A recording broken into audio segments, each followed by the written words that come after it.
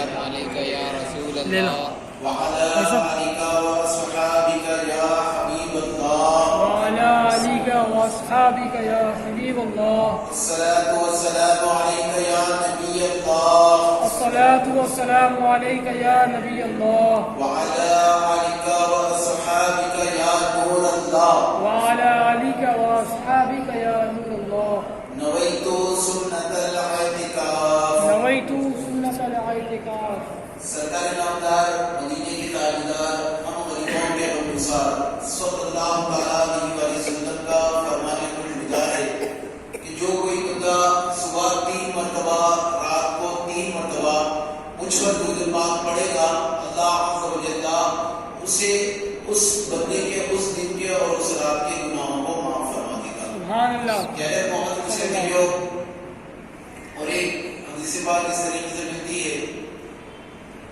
کہ درود پڑھنے سے کیا کیا فائدے ہوتے ہیں. ایک مرتبہ سرکار مدینہ صلی اللہ علیہ وسلم اور صحابہ اکرام کا جھومٹ ہے, کچھ غزوے کا معاملہ ہے. آپ صلی اللہ علیہ وسلم کہہ رہے محمد سے غزوے میں شرکت فرما لیے. اب صحابہ کا معاملہ یہ تھا کہ غزوہ ہے کہنے کے بعد آگ ڈالے, جنگ و جدال کا معاملہ ہے, اور آپ کا جو معاملہ تھا جنگ کے معاملات میں جب کھانے کا جو وقت رہتا تھا انہیں رات کے جو حصہ رہتا تھا کہہ رہے محمد مسلم اس حصے سے پہلے انہیں کھانے کا وقت آ گیا تو صحابہ کرام رضوان کا معاملہ کیا ہوا. کہہ رہے محمد مسلم علماء فرماتے ہیں روایتوں میں ملتا ہے کہ جب صحابہ اپنے ٹفنوں کو کھولا یعنی اپنے پاس سے جو کھانے کی غذائیں تھی وہ نکالا تو اس میں سالن نہیں تھا. کہہ رہے محمد مسلم صحابہ اکرام رضوان کے پاس نہیں ہے. اس وقت ایک شہد کی مکھی سرکار نامدار مدینے کے تاجدار ہم غریبوں کے انصار صلی اللہ علیہ وسلم کی بارگاہ میں حاضر آئی. آپ کے کان کے پاس آ کر کچھ کہنے لگی. کہہ رہے محمد مسلم ہمیں آپ پتا چلتا ہے سرکار علیہ السلام یعنی وہ شہد کی مکھی کی یعنی زبان بھی جانتے ہیں. کتنی زبانیں جانتے تھے آپ صلی اللہ علیہ وسلم, دنیا میں جتنی زبان ہیں اتنی جانتے تھے آپ صلی اللہ علیہ وسلم. اور کچھ ایسے واقعات ذہن میں آ رہے ہیں میں آپ کے سامنے عرض کروں گا. کہہ رہے محمد یعنی وہ مکھی کہنے لگی یا رسول اللہ صلی اللہ علیہ وسلم یعنی آپ کے یہاں سالن نہیں, آپ کے صحابہ کے یہاں سالن نہیں, یعنی کسی کو بھیجا دیجیے میں شہد عنایت فرما دیتی ہوں. کہہ رہے محمد سے مجھے وہ مچھی کے ساتھ یعنی مکھی کے ساتھ کچھ صحابہ کو آپ صلی اللہ علیہ وسلم نے حکم دیا کہ وہ پیچھے پیچھے مکھی آگے جا رہی, صحابہ پیچھے جا رہے ہیں. اس کے بعد یعنی شہد کے پٹے کے پاس گئے, وہ شہد کا پٹا کو نکالا, وہاں سے شہد لے کر آئے, سب نے تقسیم کیا. تقسیم کرنے کے بعد پیارے محمد نے وہ شہد کھانا شہد اور روٹی کھانی شروع کر دی.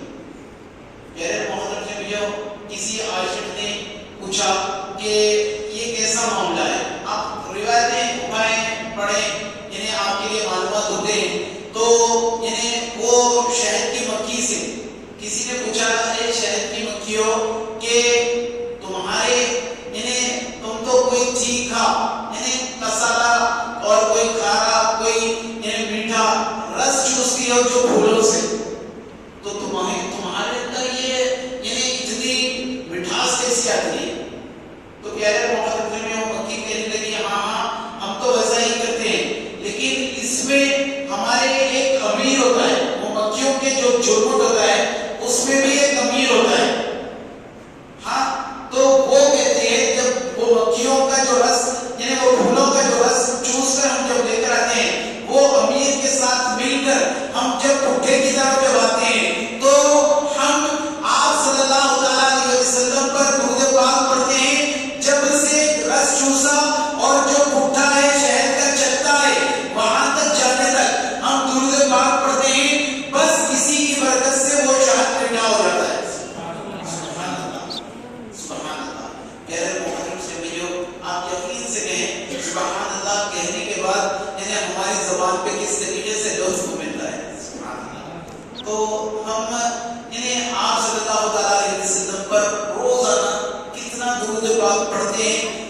پڑھنا چاہیے.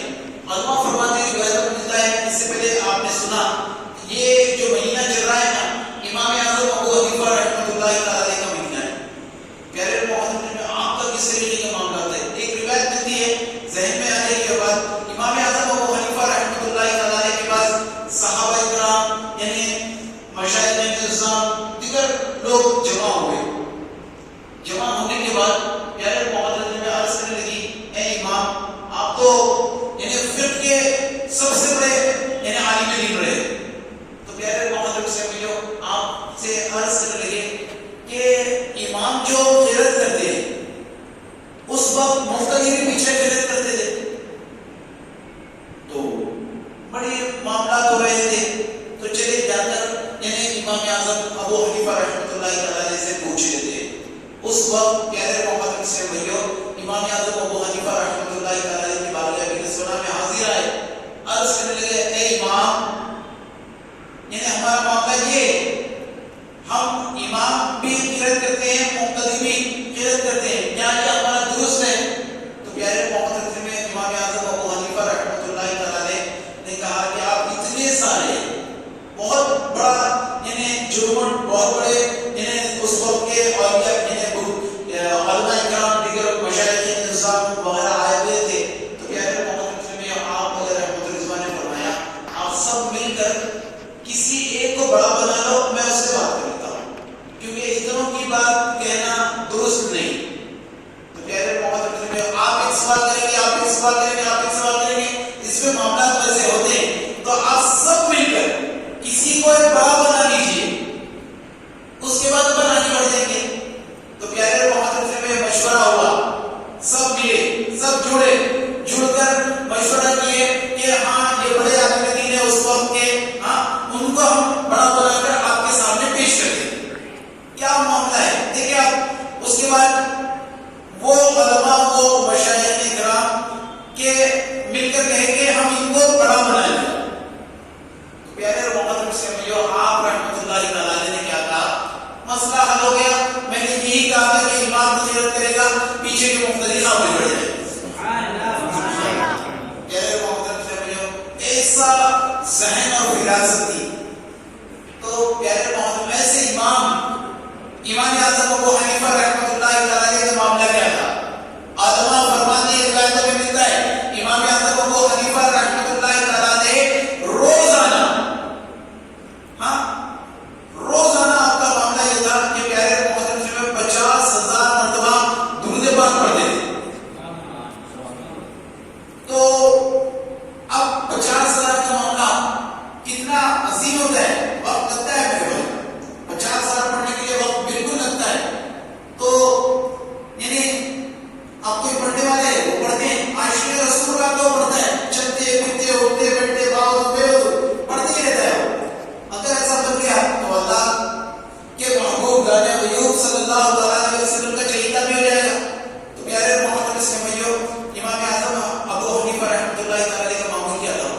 آپ رحمۃ اللہ تعالی رات میں عشاء کی نماز پڑھتے, اپنے گھر جاتے, جو عشاء میں کپڑے پہنے ہوئے تھے وہ کپڑے تبدیل فرماتے, پھر مسجد کو آ جاتے, پھر رات بھر نماز میں مشغول رہتے, رات بھر نماز میں مشغول رہتے.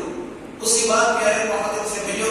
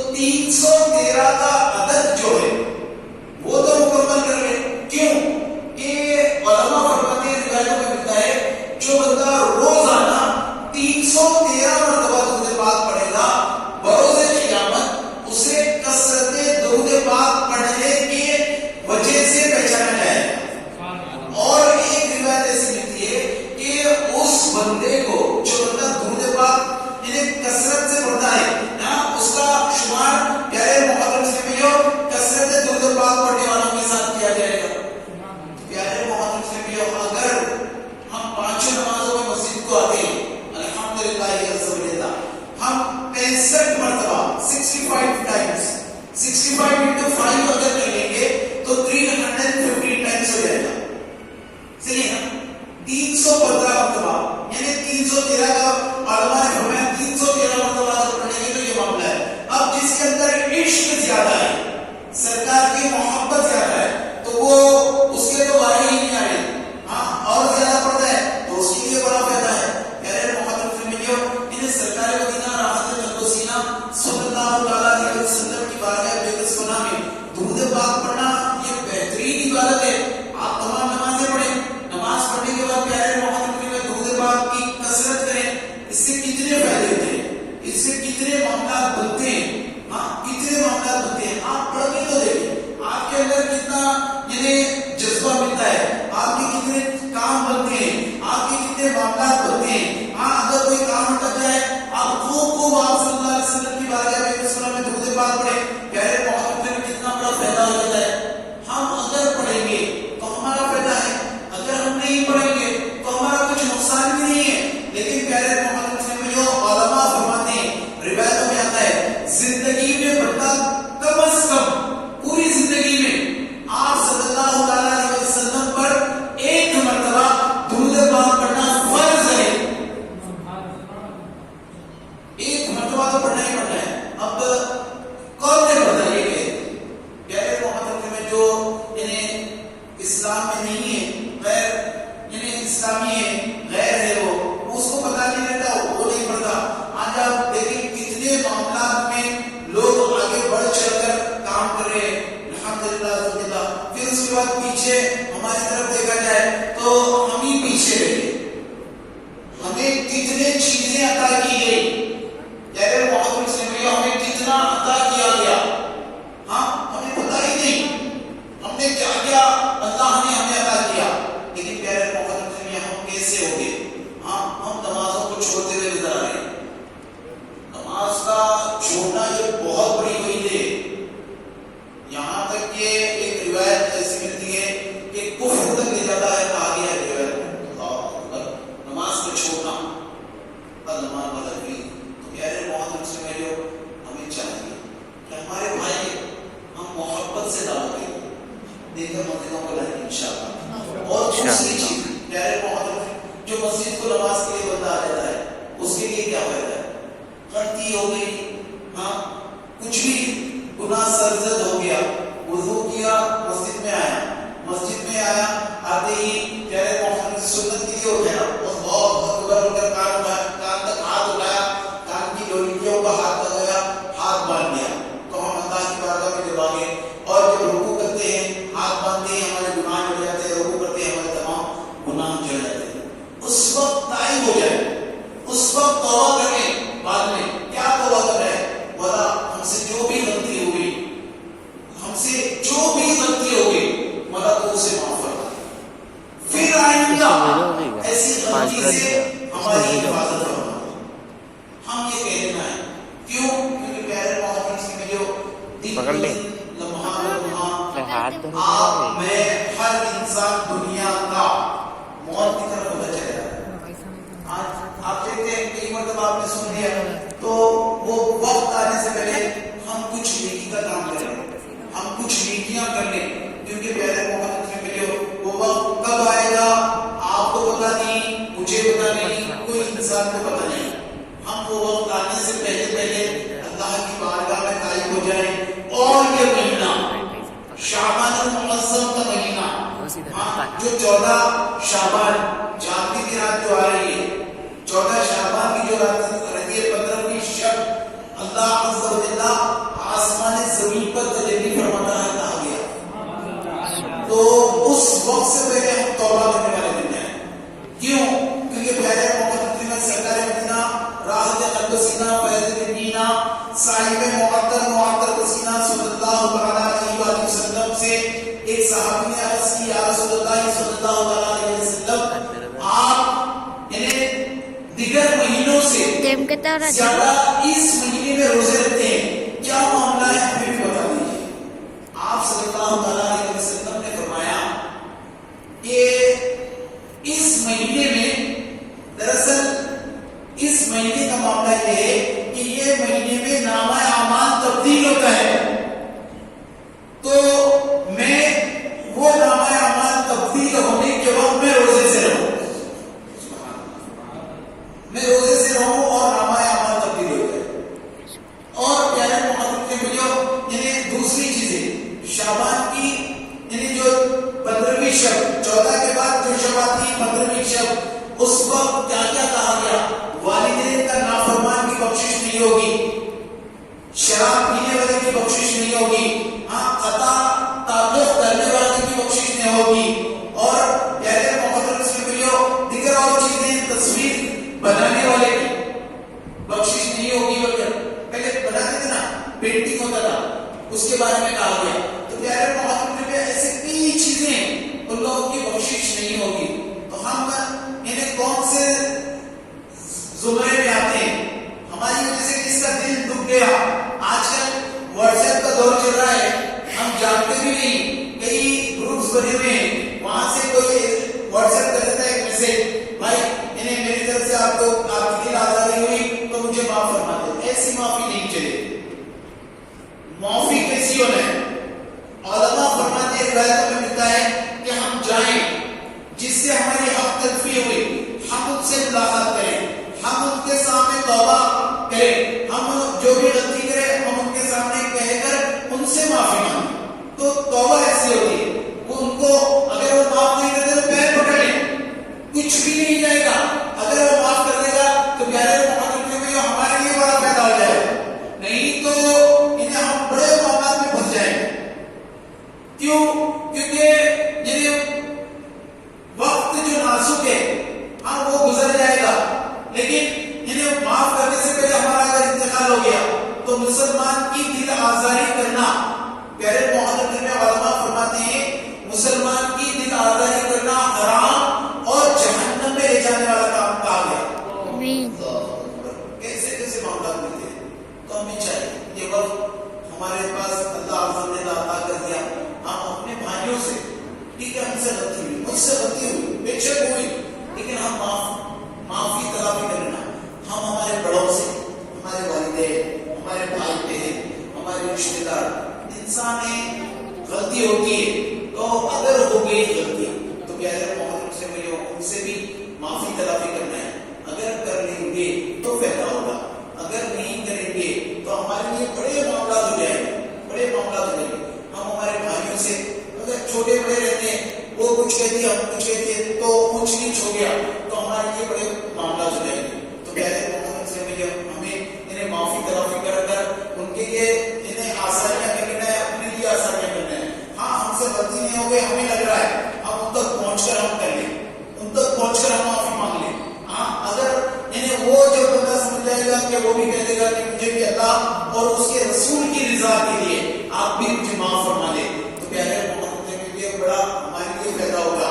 تو ہم یہ چیزیں کرنا ہے، ہمارے لیے بڑے معاملات ہیں۔ یہ مہینہ میں جتنا ہوتا ہے عبادتیں کرنا ہے۔ آپ نے گزشتہ ہفتے کو سنا کہ یہ مہینے میں کیا کیا رہتا ہے۔ غیر محمد میں صحابہ کرام رضوان کا معاملہ جو تھا، تمام کام کاج، کسی کو قرضہ دینا رہتا تو دے دیتے، کسی سے دینا رہتا تو دے دیتے، پھر اور کسی کے لیے کچھ کرنا ہے تو کر دیتے، زکات نکال دیتے، اور گھر میں راشن رتا وغیرہ جو بھی ہوتا ہے وہ ڈال دیتے۔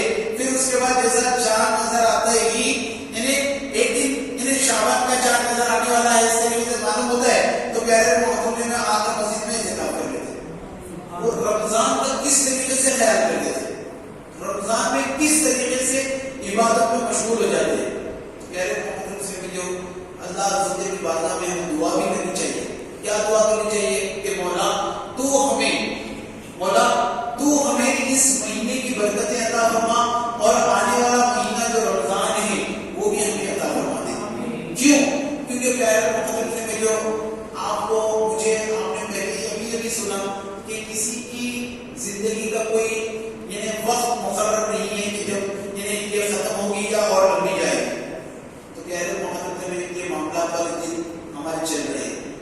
الحمدللہ اللہ صلی اللہ آپ کو مجھے رمضان شریف عطا فرمانے, اللہ ہمیں خوب خوب برکتیں عطا فرمانے. تو یہ امام اعظم کا بتا رہا تھا. امام اعظم ابو حنیفہ رحمۃ اللہ تعالیٰ نے پہلے محرم میں 50 مرتبہ درود پاک کیسا پڑھے, رات بھر عبادت کرتے, دن میں فجر کی نماز سے پہلے گھر جا کے اپنے جو عشاء میں پہنے ہوئے کپڑے تھے وہی پہن کر مسجد آتے, صبح فجر کی نماز کے بعد عشاء تک مسجد میں رہتے, اس کے بعد لوگوں کے پاس جاتے, جمع کرتے, مسجد کو لے کر آتے. مسجد کو لے کر آنے کے بعد پیارے محترم نے بھائیو انہیں فقہ کی تعلیم دیتے اور ساتھ میں اپنا معاملہ تعلیم کے ساتھ ساتھ روزانہ 50 مرتبہ درود پاک پڑھتے. اتنا عظیم کام آپ رحمۃ اللہ تعالی. یہ کون ہے؟ امام اعظم ابو حنیفہ رحمۃ اللہ تعالی کون ہے؟ پیارے محترم نے بھائیو وہ امام, کروڑا حنفیوں کی امام. دنیا میں سمجھتا ہوں, میری سوچ اور یعنی ذہن ایسا ہے کہ 50% یعنی حنفی ہوں گے پوری دنیا میں, یا اس سے زائد ہی ہوں گے. تو ان کے امام, ان کا ہم پر کتنا بڑا فضل و احسان ہے. تو پیارے محمد سے امام اعظم ابو حنیفہ رحمۃ اللہ تعالی کے پاس یعنی آپ نے ابو ملک رحمۃ اللہ تعالی, آپ چھوٹے تھے, ان کے گھر میں کوئی کمانے والا نہیں تھا. ان کی والدہ والدہ نے کہا کہ بیٹا آپ جاؤ, پڑھائی وڑائی کا معاملات نہیں ہے, گھر کا خرچہ اٹھانے والا ہونا ہے, آپ جاؤ, آپ جا کے رہنا, کام کرو. پیارے محمد میں وہ ایک دن گئے, 2 دن گئے, کچھ دن گئے, یعنی جاتے کچھ میں سے اس کے آیات لاتے دیتے, ان کا گھر کا خرچہ چلتا. اب ایک دن امام اعظم ابو حنیفہ رحمۃ اللہ تعالی کو وہ مل گئے. تو پوچھا, امام اعظم نے پوچھا کیا نام ہے آپ کا؟ تو کہنے لگے ابو ملک. چھوٹے تو کہا کہ کیا تم پڑھنا چاہتے ہیں؟ تو کہنے لگے مجھے پڑھائی سے بڑا شوق ہے. آپ رحمۃ اللہ تعالی پیارے محمد سے بھائیو حضرت امام اعظم ابو حنیفہ رحمۃ اللہ تعالی یعنی کہنے لگے کہ آ جاؤ, آپ میرے پاس پڑھنے کے لیے آ جاؤ. اب جب پڑھنے کے لیے آ گئے, 1 مہینہ گزرا. اب جب پیسے لے جا کر والدہ کو دینا ہے, والدہ سمجھتی ہے کہ یہ بچہ میرا کام ہو جا رہا ہے, یہ کام کو نہیں جاتے. میرے محمد سے ملو امام اعظم ابو حنیفہ رحمۃ اللہ تعالی کے پاس آیا. معلوم ہوا کہ یہ فقہ کی تعلیم سیکھتے ہیں, مسلم مسائل کی تعلیم سیکھتے ہیں. تو اس وقت آپ کی والدہ مجیدہ یعنی ابو ملک کی والدہ مجیدہ یعنی آپ کے پاس آئے امام اعظم ابو حنیفہ کے پاس. عورتوں کا معاملہ کیسا ہے آپ سمجھ سکتے ہیں کہ بچہ کام نہیں کرا,